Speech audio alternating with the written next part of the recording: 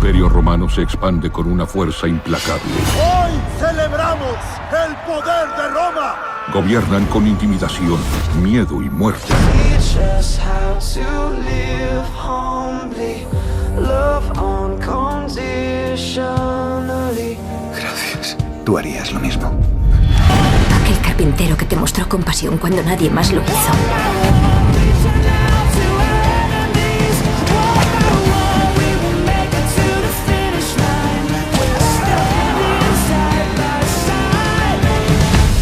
He dado mi vida por propia voluntad. Teach us how to live humbly, love unconditionally.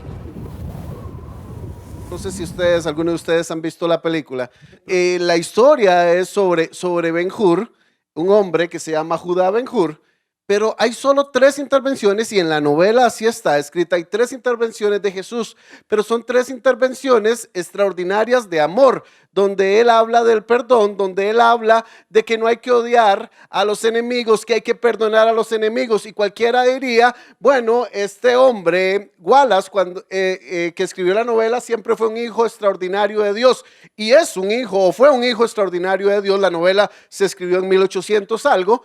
Pero lo interesante de Wallace es que era un hombre totalmente, antes de tener una conversión con el Señor, era un hombre totalmente escéptico.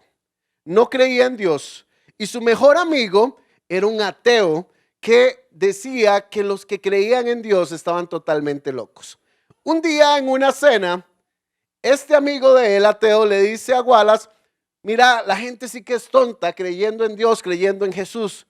¿Por qué a vos que te gusta escribir, por qué no escribís una novela o escribís algo acerca de la tontera, de la estupidez que es creer en Jesús? Eso solo la gente muy tonta lo puede creer. Y Wallace dijo, sí, tenés razón, voy a escribir esa novela. Wallace era un hombre muy estudioso y tenía un pasado tremendamente fuerte. Él era un general de los Estados Unidos. En ese momento estaba encargado de toda una región. Estamos hablando del año 1897, cuando él empieza a escribir la historia de un Jesús que no existe. Para poder escribir esa historia, él toma 2 años de vacaciones, cuenta la historia, y se va a Jerusalén, a Israel. Se va a buscar todos los lugares donde decían que habían dado el maestro, donde decían que habían dado Jesús. Encontró muchos manuscritos, buscó y estuvo leyendo muchísimo sobre toda la historia de Jesús. Y después de 2 años de investigación, el resultado del cual tuvo Wallace fue la conversión al Señor Jesucristo. Y él dijo, efectivamente, he podido comprobar que Dios no es un mito, sino que el Señor Jesucristo, que Dios a través del Señor Jesucristo descendió a la tierra, y no solamente a ser el Salvador del mundo, sino a ser mi Salvador personal. Y en ese momento, la novela o la historia que él iba a escribir sobre que Jesús no existía, se convirtió en una historia de amor, de misericordia. Y esa historia es Ben-Hur, es una novela, es muy interesante, la película es muy bonita, pero lo más interesante es que él, de una forma extraordinaria, en la narrativa, mete 3 episodios donde este hombre, que es una historia novelesca, que es inventado, se encuentra con Jesús, y en los 3 momentos, que son 3 momentos de dificultad, de dolor, de situaciones impresionantes, siempre las palabras del Señor Jesús fueron de amor, de misericordia. Y es que, mis amados hermanos, el Señor Jesús tiene un mensaje de amor y de misericordia, un mensaje de perdón para la humanidad. Hemos estado inquietos en el equipo ministerial y pastoral sobre lo que la iglesia necesita. Dios movió a nuestro apóstol a que habláramos de la unidad, y estamos hablando de la unidad, y tenemos ya un mes y medio de estar hablando de la unidad, y es que la unidad es trascendental en la iglesia. Pero yo hoy quiero hablarles, siempre bajo el contexto de la unidad, del milagro del perdón. El perdón es una doctrina fundamental de la iglesia. El perdón es extraordinario. El perdón viene de Dios hacia la humanidad y tiene que ser de nosotros hacia las demás personas. Quiero contarles una historia o empezar con una historia de un hombre que todos conocen.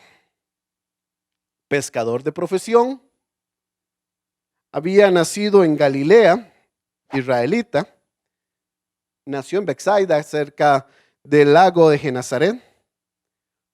Ejercía el oficio de pescador, era hermano de Andrés y su papá se llamaba Jonás.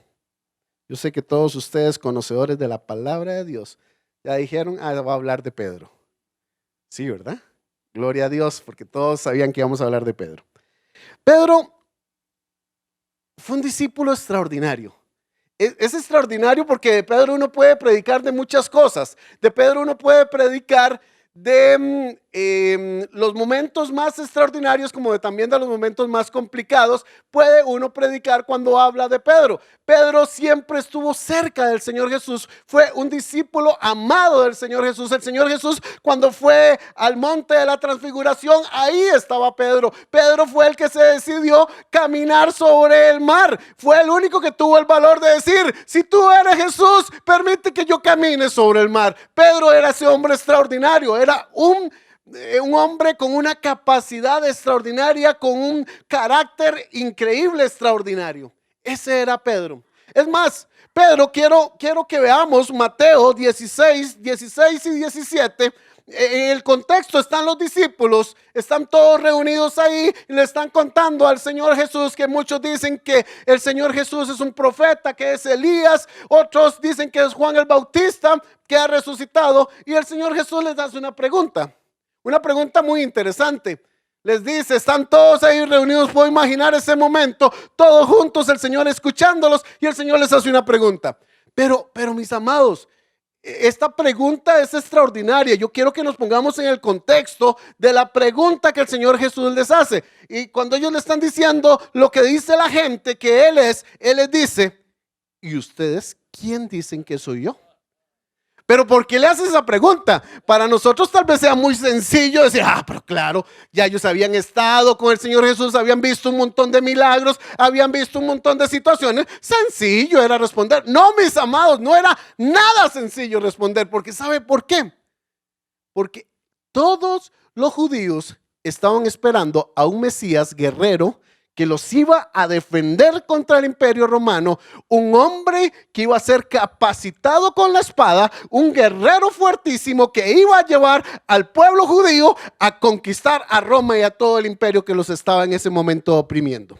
Eso era lo que ellos estaban esperando, y resulta que el hombre que estaba ahí con ellos era el que les había predicado que cuando le pegaban por una mejilla pusieran la otra, y era un hombre de paz. Entonces, cuando el Señor Jesús le pregunta: ¿y ustedes quién creen que soy yo? La pregunta no era nada sencilla, la pregunta era complicada. Ellos sí habían visto milagros, ellos habían visto muchas cosas, y yo me imagino que en su corazón había mucha confusión.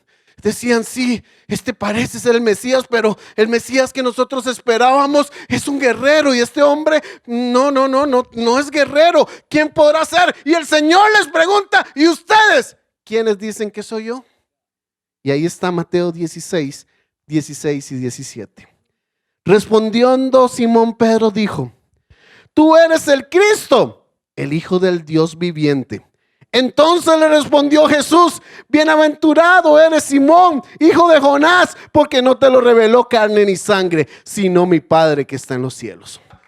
Dios mismo le revela que con el que está ahí al frente es Jesús, el Hijo de Dios, el Cristo. Y Pedro extiende esa palabra extraordinaria. Y el Señor, yo puedo imaginar que en la parte humana del Señor, en Jesús, se emociona en su corazón de ver la respuesta de Pedro. Seguro dice: bueno, este ya va entendiendo. Gloria a Dios, porque este ya va entendiendo. Y hay un momento extraordinario en esa declaración de Pedro. Pero este Pedro, que se dejó usar por Dios en ese momento, un tiempo después, ustedes saben bien la historia, lo niega al Señor Jesús. Y es un momento, yo puedo imaginar, y perdón mis amados hermanos, si estoy haciendo algo incorrecto, pero yo puedo imaginar, recuerden que el Señor Jesús era 100% Dios, pero era 100% hombre también. Eso dice la palabra del Señor. En la parte humana, en el Jesús, en el nacido de mujer, yo me imagino al Señor Jesús en ese momento tan difícil de la crucifixión. Era un momento duro. Es más, fue un momento en que ustedes saben bien que Él se apartó a orar. Él estuvo orando porque Él quería que esta situación no se diera. Sin embargo, Él dijo que no se haga mi voluntad sino la tuya, Padre. Pero era un momento muy complicado para Él, este momento de la muerte en la cruz. Era una muerte dolorosa, una muerte terrible a la cual Él sabía que iba. Y en ese momento de aflicción, en ese momento de necesidad de la parte humana del Cristo, de Jesús, Pedro, su apóstol amado, le niega. No, yo a ese hombre no lo conozco. Y le vuelven a preguntar, ¿usted no es de los de Jesús? No, a ese hombre yo no lo conozco. En ese momento pasa el Señor Jesús. El gallo canta. Y yo me puedo, no sé, es difícil. Me imagino lo que sintió Pedro. En ese momento, cuando él le ha negado 3 veces a esa persona amada. ¿Cómo se sentiría el Señor Jesucristo en ese momento también? En la parte humana, yo puedo pensar que hubo algún dolor. Pero viene la resurrección, todo pasa extraordinario. Y cuando el Señor Jesús encuentra a Pedro por primera vez, yo en ninguna parte de la Biblia, y yo creo que si lo hubiera pasado, la Biblia lo hubiera dicho, en ninguna parte de la Biblia usted puede leer la palabra de Dios por completa y no encontramos ningún reclamo del Señor Jesús para Pedro. Pero en ningún momento, ni siquiera Pedro, ¿verdad? Cuando más te necesité, Pedrito, me la hiciste, ¿verdad? Te estoy perdonando, pero no lo olvido. Si hubiera sido uno de nosotros, ay, este Pedro me las va a pagar. Pero en la palabra de Dios no encontramos absolutamente nada que nos diga que el Señor Jesús ni siquiera recordó el tema, ni siquiera tocó el tema. ¿Por qué? ¿Sabe por qué? Porque el Señor Jesucristo estaba muriendo por ese pecado de Pedro también. Y dice que Pedro, cuando lo negó por tercera vez, él salió del patio donde estaba y lloró amargamente. Quiere decir que Pedro se arrepintió. Y cuando el Señor Jesús murió, estaba muriendo por ese pecado de Pedro también. Y el Señor dice que cuando uno confiesa el pecado, Dios se olvida de esa situación. Y ese es el amor extraordinario de Dios para la humanidad. Y el Señor Jesús había muerto por el pecado de Pedro y ni lo recordaba. Ni siquiera le tocó el tema a Pedro, pero para nada, ya él no se acordaba. Pedro se arrepintió y Jesús no se acordó nunca más de ese pecado. Ese es el amor extraordinario de Dios, es el amor de Dios para la humanidad. Mire, la humanidad, todos nosotros nos hemos descarriado, todos nosotros caminamos continuamente hacia el mal. Dice Isaías 53:6, todos nosotros nos descarriamos como ovejas. Cada cual se apartó por su camino, mas Jehová cargó en él el pecado de todos nosotros. Amados, si el perdonar o no perdonar dependiera de cuántas veces nos hemos equivocado, ninguno de nosotros tendríamos perdón.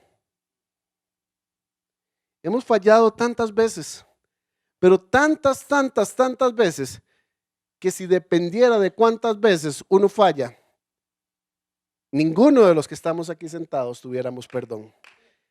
El amor de Dios es maravilloso. Mire, Dios creó al ser humano perfecto. Dice la palabra de Dios que estaba ahí entretejiendo al ser humano cuando éste estaba en el vientre de su madre. Dios nos ha hecho con un amor extraordinario y nos hizo perfectos y nos hizo para gobernar la tierra, nos hizo para sojuzgarla, para cuidarla, para que nos multipliquemos. Había un plan extraordinario de Dios para la humanidad, pero el hombre botó ese plan. El ser humano se quitó del plan extraordinario que Dios tenía y en lugar de eso buscó el mal. Pero Dios en su misericordia maravillosa, siempre ha tenido un plan extraordinario para la humanidad. Y en ese plan extraordinario está el milagro precioso del perdón de Dios para la humanidad. El primer milagro del perdón es la redención. La palabra redimir significa comprar. El término era usado muy comúnmente y normalmente para cuando alguien compraba un esclavo para darlo en libertad, para ponerlo en libertad. Ese es el término redimir, es comprar para poner en libertad. El Señor Jesús vino a redimir a la humanidad. Nosotros nos descarriamos, nosotros nos apartamos, nos alejamos del Señor. ¿Qué hizo Dios? Tras de que nos había hecho, nos hizo sus criaturas, después vino y nos compró, nos redimió, dice la palabra del Señor. Mandó a su único hijo a rescatarnos.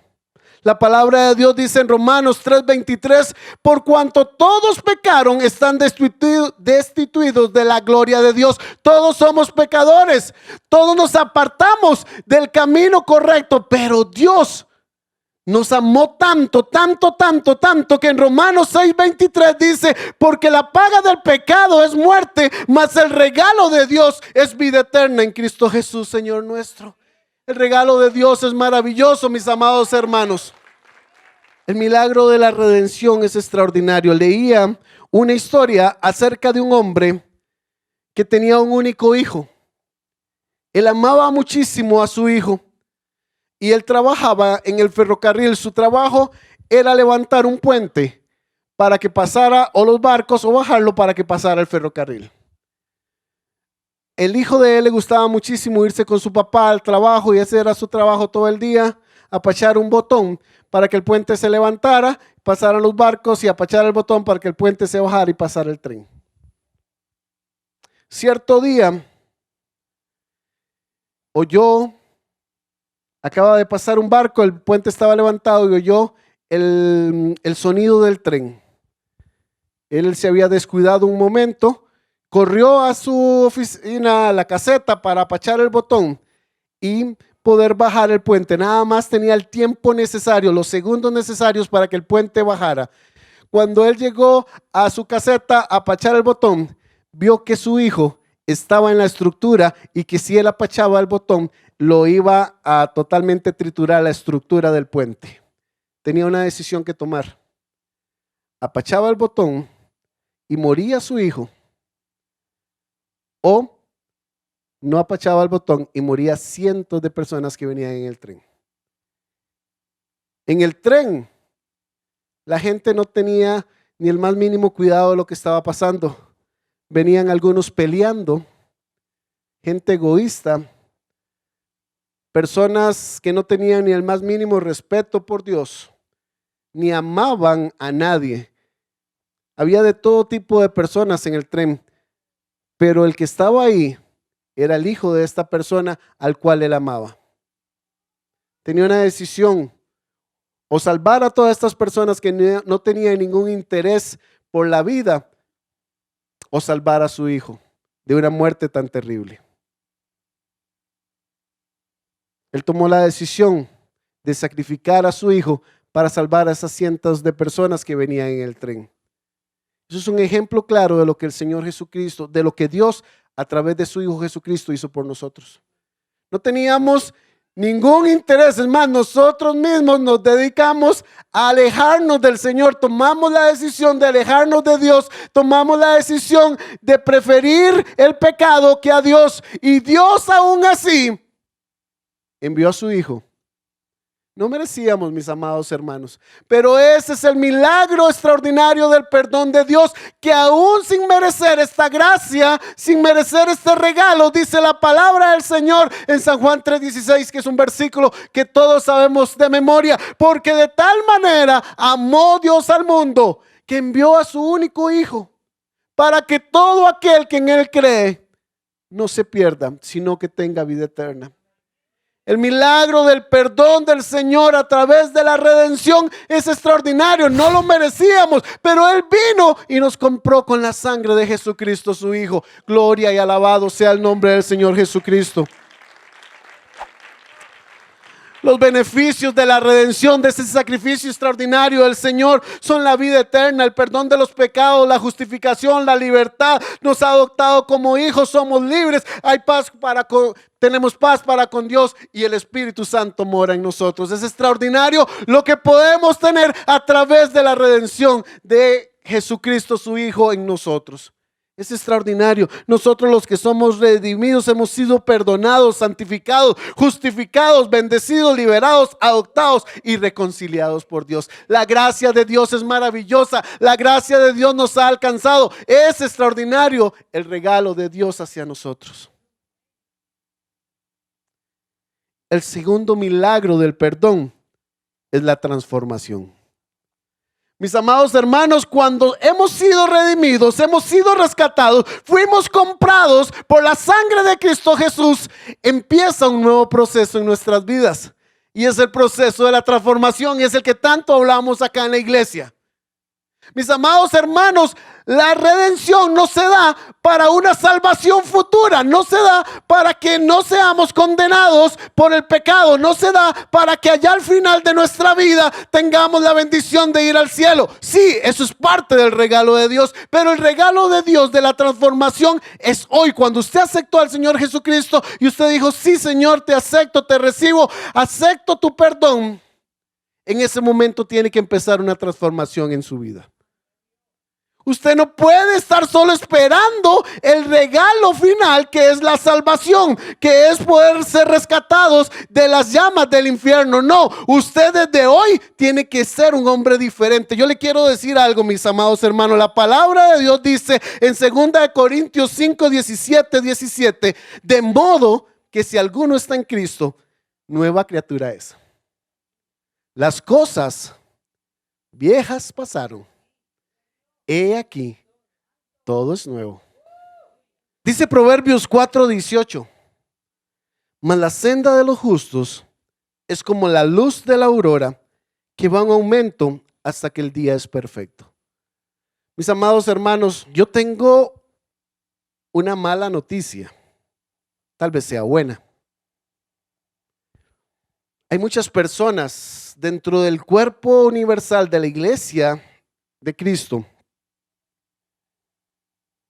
que parecen cristianos,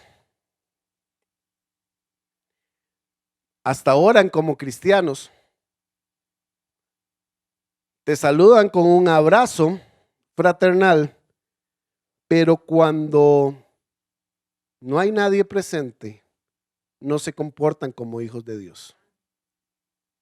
La transformación en estas personas no se ha operado. Dios quiere que nosotros, cuando aceptamos al Señor Jesucristo, allá hay un momento de la verdad. De ahí para atrás usted era una vieja criatura, pero de aquí en adelante usted es una nueva criatura, dice la palabra del Señor. Por lo cual tiene que haber transformación en su vida. Si cuando usted está solo, cuando nadie lo ve, usted no se comporta como hijo de Dios, usted debe hacerse una pregunta.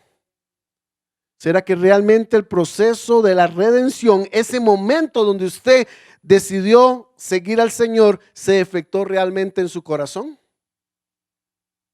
Porque si eso no ha pasado, usted parece cristiano.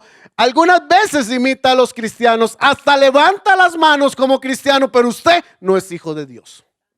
Y perdón que lo diga tan claro, pero eso no lo dice la palabra de Dios. En el momento que usted aceptó al Señor Jesucristo, tiene que haber transformación en su vida.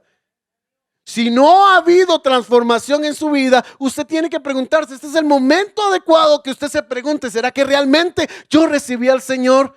Mire, mi amado, no se preocupe si usted tiene 10, 15 años en la iglesia, si tiene uno, si tiene 25 años en la iglesia, no se preocupe. Hoy es el día de salvación. No siga fingiendo, no siga pensando de que usted es hijo de Dios, pero usted sabe que en su intimidad, que en lo más oculto de su vida, usted no da ejemplo de hijo de Dios. Hoy es el día de salvación, hoy es el día de redención. Mire, no es tarde mientras hay vida y esperanza. Así que hoy es el día. No se vaya, por favor, de aquí sin tomar una decisión por el Señor. La transformación es obligatoria. No es que tal vez me empiezo a transformar. No, en el momento que usted recibe al Señor tiene que haber una transformación. Teníamos una vecina allá en Costa Rica. Yo sé que el Señor la salvó, pero en algunos momentos le salía la vieja criatura. Era una buena hermana. Pero cuando ella se enojaba, tenía un nieto que era terrible. Y entonces ya está con el Señor la hermana. Así que le bendecimos. Ahí se acordará a Juan Pablo y Karina de la hermana. Entonces cuando Nicole y Juan Pablo pasaban jugando chamuscas todo el tiempo frente a la casa, cada rato se iba el balón de fútbol al patio donde ella, entonces se enojaba muchísimo. Y a su nieto le gritaba un montón de malas palabras y un montón de groserías, todas las que se le ocurría, todas las que usted está pensando y más, todas esas se le ocurrían a la hermana. Y nosotros decíamos, bueno, y la hermana era de una iglesia ahí cercana a la casa, era líder de esa iglesia y se le salían de todas las palabras, hasta las que no se conocían, ella las inventaba. Pero yo digo, ¿será posible que nosotros los hijos de Dios tengamos ese tipo de comportamiento? Que hayamos sido lavados por la sangre del Cordero de Dios y tengamos ese comportamiento tan terrible. Yo pienso que el proceso realmente no se ha iniciado, mi amado. Se lo digo con mucho amor, con respeto y con cariño. Es el momento de tomar una decisión. Venir a la iglesia no nos salva. Que nuestros padres, nuestros abuelos hayan sido hijos de Dios no nos salva. Que mi esposa sea hija de Dios no me salva. Que mi esposo o mis hijos sean hijos de Dios no me salva. La salvación es una decisión personal. Hoy es el día de salvación. Si usted hoy dice, me están hablando a mí, sí, le estamos hablando a usted. Hoy es el día de salvación. Si usted siente que no ha habido una transformación en su vida, si mucho de lo que era antes sigue siendo aún, usted tiene el deseo de buscar al Señor, pero no ha habido esa transformación real. O sea, no ha pasado por el momento de la redención. Las Escrituras nos dicen que hay muchas personas que cuando llegue el momento de enfrentarse al Señor, el Señor les va a decir, apartados de mí, no os conozco. ¿Pero cómo? ¿Cómo no me conoces? Si yo oraba en las esquinas, si yo hacía esto, si yo hacía lo otro. No me recuerdo de ustedes. Porque para poder ser inscritos en el libro de la vida es necesario que pasemos por la redención. Es imposible llegar a ser hijo de Dios si no pasamos por la redención. Y ahí inicia el segundo milagro, que es la transformación. Y de eso es que hablamos acá en la iglesia. Queremos transformar Guatemala y más allá de Guatemala. Pero para transformar Guatemala y más allá, tenemos que ser transformados primeramente nosotros. Y para que esa transformación sea eficiente, eficaz y se produzca, tenemos que haber pasado por la redención. No hay otro. No nos podemos brincar ese camino, mis amados hermanos. Hay una línea que seguir y empieza en el momento que aceptamos al Señor Jesucristo. En ese momento somos redimidos y empieza el proceso de transformación. El tercer milagro del perdón es el amor sobrenatural. Y este punto es extraordinario. Romanos 5:8 dice, mas Dios muestra su amor para con nosotros, que siendo aún pecadores, Cristo murió por nosotros. Este tercer milagro del perdón, mis amados, a mí me llega al corazón.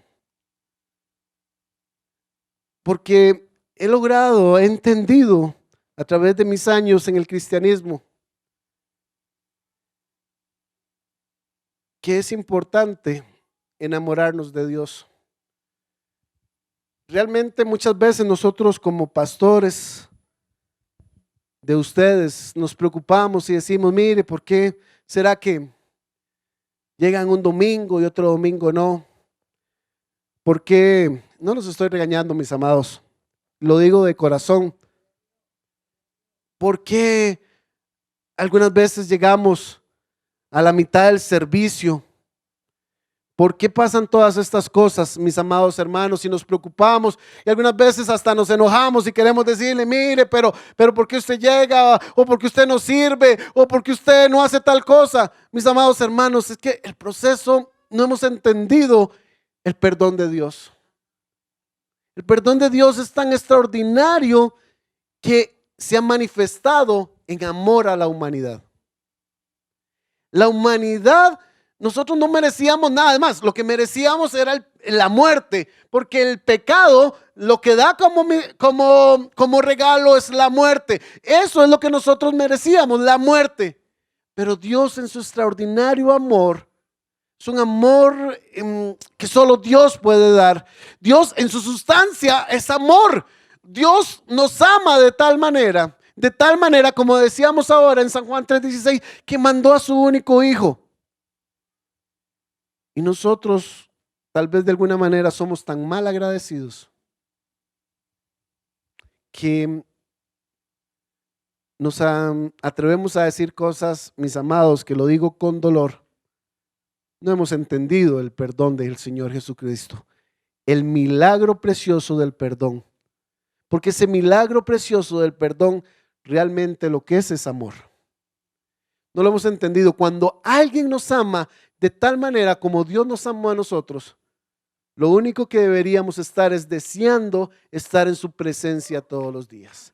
Lo único que debería haber en nuestro corazón es tal agradecimiento por el Señor, pero tal agradecimiento por Dios que desearíamos estar aquí.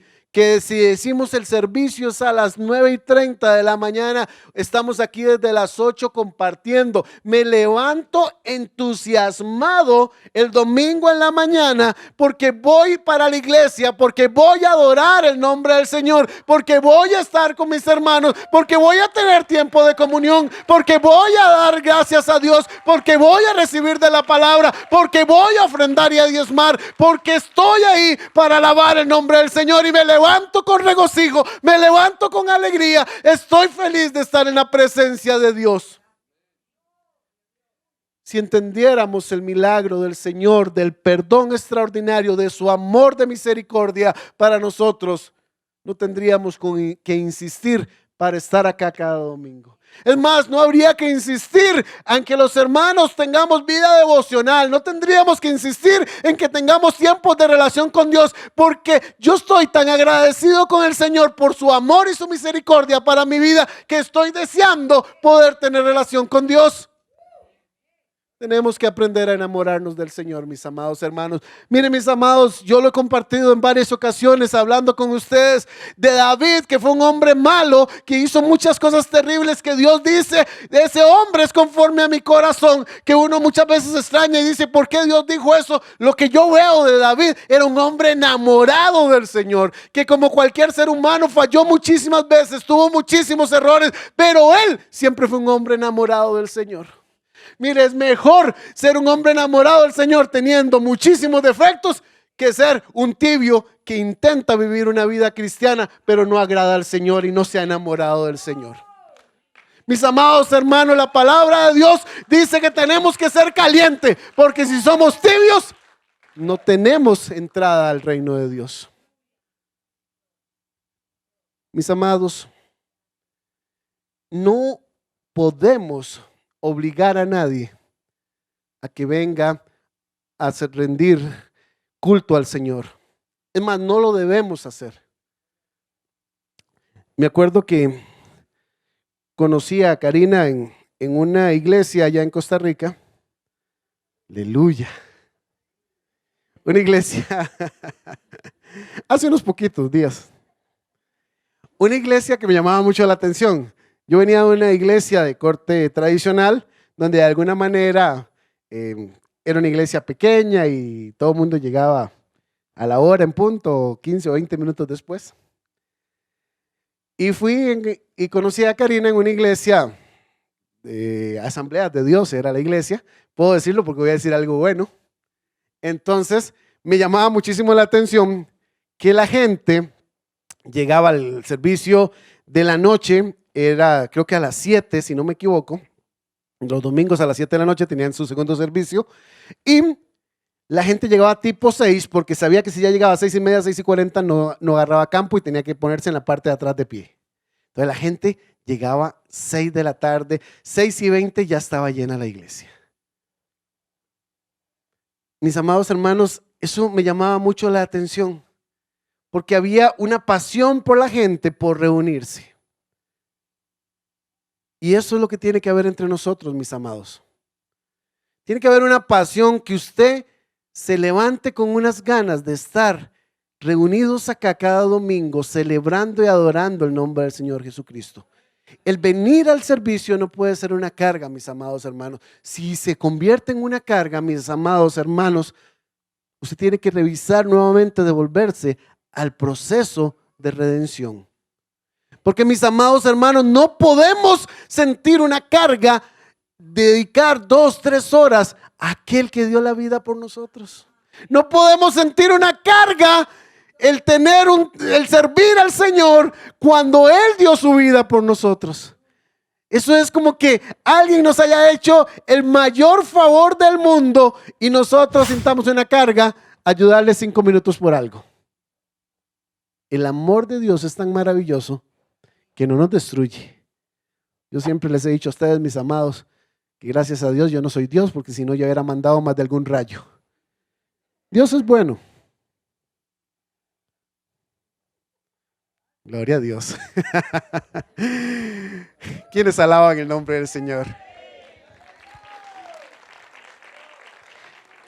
Mateo 18, 21 y 22 dice: Pedro se acercó a Jesús y le preguntó: Señor, ¿cuántas veces tengo que perdonar a mi hermano que peca contra mí?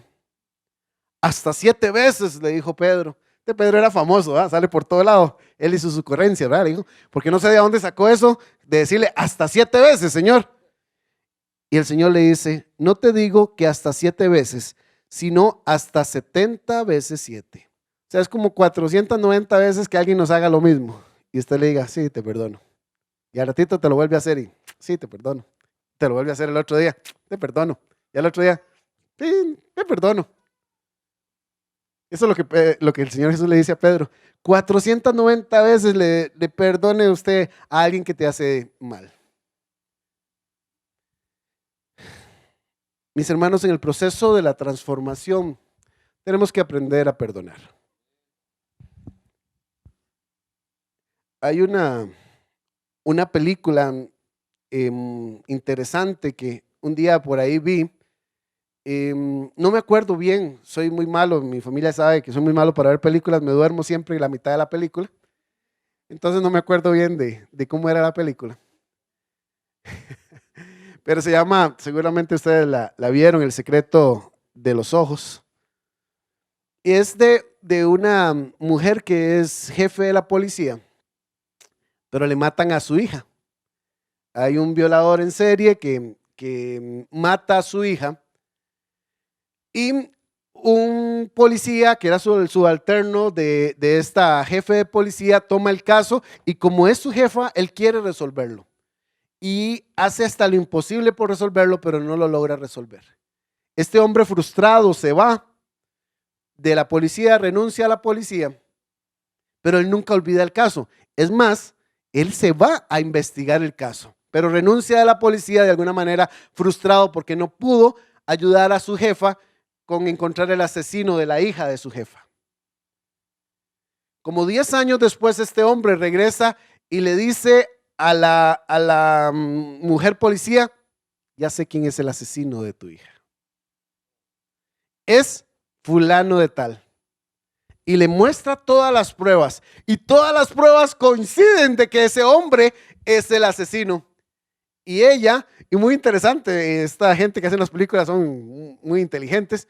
Ella se ve demacrada, se ve avejentada. El papel lo hace Julia Roberts, y que es una extraordinaria actriz. Y entonces ella se ve avejentada, terriblemente mal. Ella sigue como capitán de la policía. Y entonces él le dice, ya descubrí quién es. Y le muestra todas las pruebas. Y ella, muy extraña, no se alegra ni nada. Y le dice, no, él no es. Pero mire, y le hace todo el estudio que él hizo durante 10 años y le demuestra exactamente que ese era el asesino de la hija. Y ella le dice, no creo que él sea. Entonces, ahí el hombre molesto, ¿cómo es posible? Pero él dice, bueno, yo sigo adelante, y va y lleva la orden de arresto para el hombre. Lo agarran en la persecución de la policía. El hombre intenta escapar. Creo, ya ni me acuerdo bien de la película, no sé si la estoy errando un poco, pero creo que lo matan en la persecución y toda la cuestión. Pero ella no está feliz. Y el hombre, el compañero, raro, extrañado. Y todo lo que muestran de ella es un dolor, una tristeza. Está toda sin peinar, así va al trabajo. Le gusta mucho tomar y todo es un desastre. Él se extraña mucho de esa situación. Y un día la sigue. Ella se mudó a una casa fuera de la ciudad, en como una granja, y ahí vive. Y él un día la sigue. Y la ve. Donde ella llega a la casa, sale como con un plato de comida y se va para el granero. Y él se extraña y ella vuelve a entrar a la casa, y entonces él se va al granero. Y ahí en una jaula, como un perro de 2x2, tenía un hombre ella. Y en ese momento entra ella y se sorprenden los dos. Y él le dice, ¿este quién es? Y ella le dice, es el asesino de mi hija. Por eso ella no le daba caso del otro. Y le dice él unas palabras muy interesantes. Él le dice, tenés que soltarlo. Porque mientras él ha estado preso, tú has estado preso con ella. Ella se había arruinado, avejentado, estaba totalmente destruida. El tener dolor en el corazón, amargura y falta de perdón, nos tiene presos también, mis amados hermanos. Tenemos que entender, hay una parábola preciosa de la palabra de Dios que dice que había un hombre millonario que le había prestado dinero a otra persona y este hombre no le había podido pagar. Entonces el hombre lo llama y le dice, mire, no me has pagado, así que te voy a tomar a vos y a tus hijos como mis esclavos. Y él se arrodilla y le dice, no, perdóname, yo voy a hacer todo lo posible, pero no me hagas eso, por favor. Y dice que el hombre fue movido a misericordia y le dijo, ok, te perdono, no me debes nada, vete. Y dice la palabra de Dios que este hombre saliendo encontró a otro que le debía a él. Y lo tomó del cuello y le decía, págame. Y el otro le decía, no, mire, por favor, perdóneme la deuda. Y él le dijo, no te voy a perdonar la deuda, te voy a echar a la cárcel. Y esto le llegó al hombre millonario, esta noticia de lo que había hecho, a que él le había perdonado. Y lo llamó a cuentas y le dijo, vas para la cárcel tú, porque no hiciste lo que yo hice contigo. Mis amados hermanos, el perdón de Dios, su misericordia y su amor fue tan grande hacia nosotros que no nos podemos dar la atribución de decir, yo no voy a perdonar al que me hizo tal cosa. Si usted se da esa atribución, usted está haciendo lo del hombre que siendo perdonado de muchas cosas, no fue y perdonó al que le hizo algo a él. El amor de Dios ha sido tan maravilloso y tan grande para nuestra vida que envió a su hijo, a su único hijo, a morir por nosotros. ¿Y cómo nos vamos nosotros a atribuir el no perdonar a otras personas? Por ahí escuchaba a unas personas, siervos de Dios, y uno dice, ¿cómo es posible que se expresen de esa manera? La esposa le había sido infiel a su marido y estos amigos de él, siervos de Dios, son pastores o líderes de algunas congregaciones. Este hombre decidió perdonar a su esposa, pero sus amigos estaban un poco molestos de que la hubiera perdonado, porque ¿cómo es posible que ella le hubiera fallado si él siendo un hombre tan bueno? Yo no entiendo lo que pasa por nuestra cabeza. No hemos logrado entender el amor de Dios para con nosotros. No hemos logrado entender lo que Dios hizo por nosotros. Nosotros no merecíamos nada y Dios lo dio todo. Nosotros no merecíamos este regalo precioso de la salvación y Dios lo dio por completo para nosotros. Y cómo nosotros hoy nos atrevemos a no perdonar a otras personas. Como hoy nosotros nos atrevemos a decir: mira, te perdono, pero esto siempre lo voy a recordar, esto nunca lo voy a olvidar. ¿Cómo es posible que nos hayamos metido en esa jaula espiritual y no hayamos salido, no hemos logrado perdonar a nuestros padres, familiares, amigos, a personas que en algún momento nos hicieron algo? Mis amados hermanos, la palabra de Dios nos manda a perdonar y a perdonar de corazón, y no importa lo que te hayan hecho, el regalo de Dios es más grande que eso.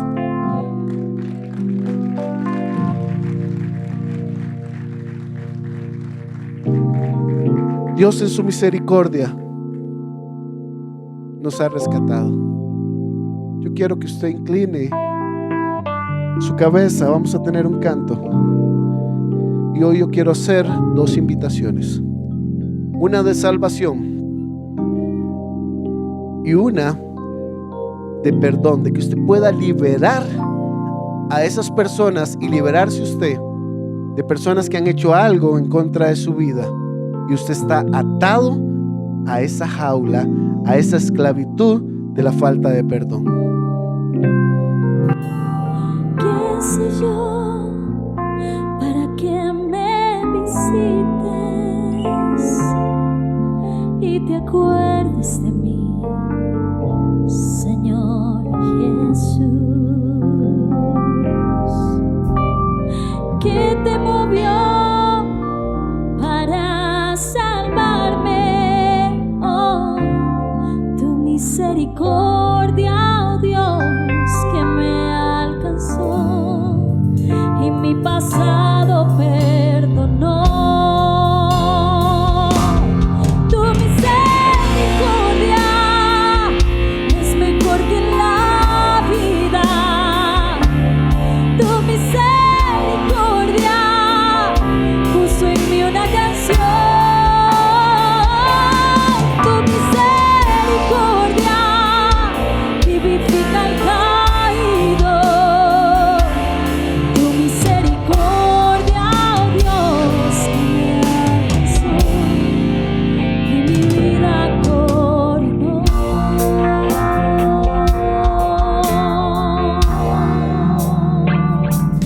Yo quiero hacer una oración por salvación, por redención. Si usted ya ha aceptado al Señor Jesucristo, usted no necesita aceptarlo nuevamente.